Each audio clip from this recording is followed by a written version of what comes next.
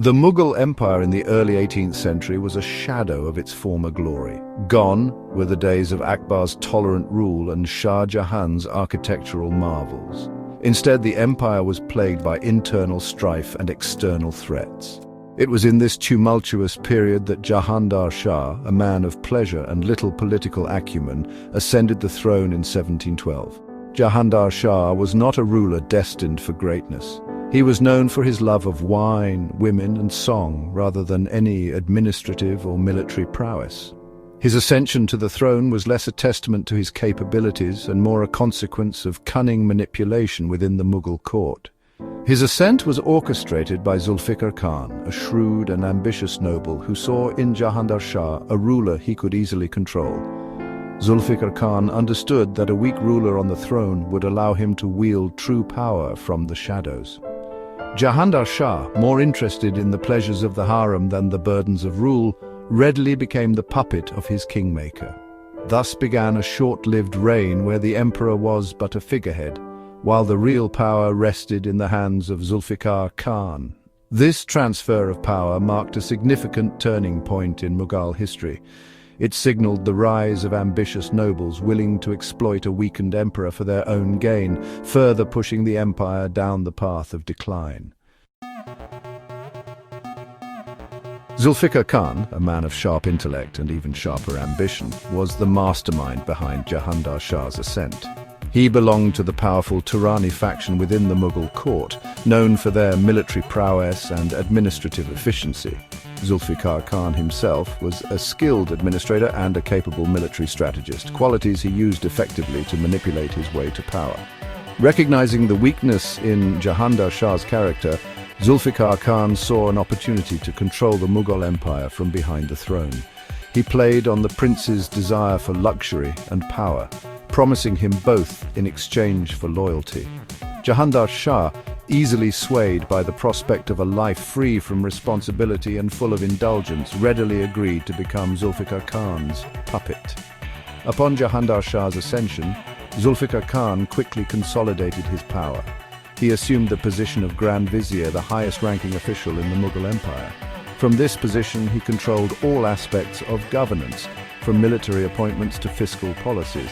Jahandar Shah, true to his nature, remained oblivious, content with the illusion of power while enjoying the luxurious life Zulfikar Khan provided him.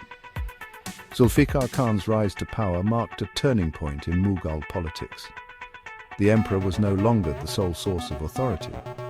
Instead, a new power dynamic emerged, with ambitious nobles like Zulfikar Khan pulling the strings from the shadows. Securing the Mughal throne for Jahandar Shah was just the first step for Zulfikar Khan.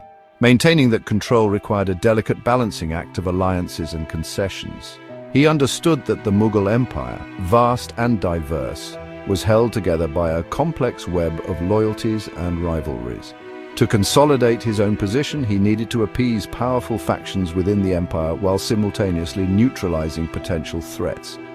One of Zulfikar Khan's most significant moves was reaching out to the Marathas, a formidable power in the Deccan. He recognized the growing influence of the Marathas and sought to appease them through diplomacy rather than conflict. He reinstated their right to collect Chauth and Sadeshmukhi, taxes levied on territories within the Mughal realm. While this was a financial concession, it bought Zulfikar Khan valuable peace on the southern borders of the empire. Beyond the Marathas, Zulfikar Khan also sought to build bridges with powerful Rajput rulers. The Rajputs, traditionally a warrior class, held significant sway in the Mughal army and administration. By offering them important positions within his government and respecting their autonomy, Zulfikar Khan ensured their continued loyalty to the Mughal throne, further solidifying his own position.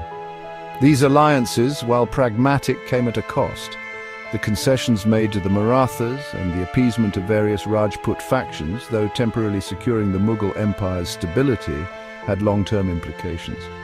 These compromises chipped away at the Mughal Empire's centralized power, emboldening regional forces and paving the way for the empire's fragmentation in the decades that followed. Zulfikar Khan's reign was not solely marked by political maneuvering. It also witnessed a period of religious tension, particularly with the Sikhs. The Sikh community, which had been steadily gaining prominence in the Punjab region, faced increasing persecution under Jahandar Shah's rule. This was largely due to the influence of conservative elements within the Mughal court, who viewed the Sikhs with suspicion and hostility. The Mughal authorities, fueled by religious intolerance, initiated a crackdown on the Sikhs.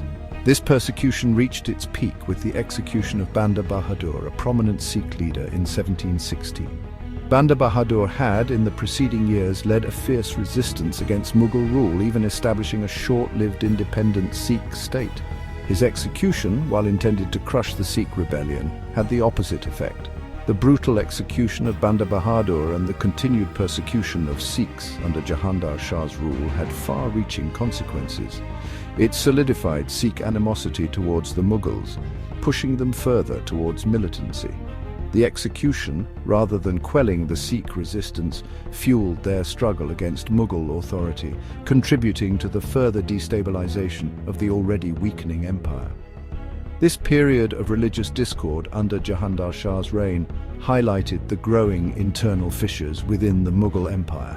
It demonstrated the Mughal state's diminishing ability to accommodate religious diversity, a hallmark of its early years, further contributing to its decline. Jahandar Shah's favorite lady, Lal Kanwar, a dancing girl, dominated the court. During his time, Ijara system was introduced.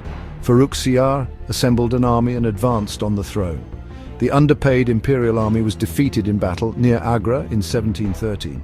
Farrukh Siyar had both Jahandar Shah and Zulfikar Khan executed, with Jahandar Shah being beaten to death and then beheaded.